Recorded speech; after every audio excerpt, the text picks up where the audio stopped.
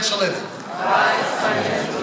So we're going to figure out, how do we live wise when it comes to our finances? And one of the things that we know will help us to be wise financial managers of what God has given us is to be what we call stewards. Can somebody say stewards?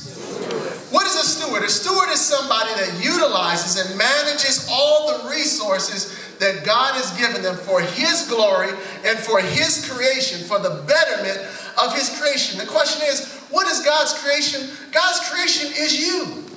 You were created by God. We were created by God. People were created by God. So we need to be able to use our resources for the things that God has created. Again, the question I want to ask you today is, and we'll talk about this from a religious standpoint, why does the Bible talk so much about money? Why is money mentioned so much? The answer is this. The Bible talks about money more often than most other subjects, actually.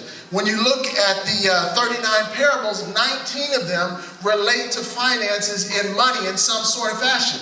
And so it shows us that almost 2/3 of these parables, of these stories, of these lessons are related to money. And so that shows that it's very important. The point is, at the end of the day, the money that we have that are entrusted to us is actually connected to our spiritual lives.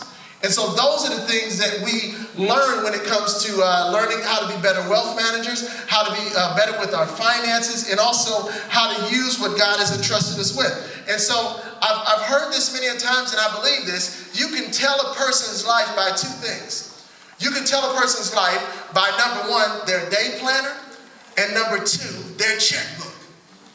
You can tell a person's life by what they do with their time throughout the day, what they plan in their life, and number two, with their checkbook. And see, the world's view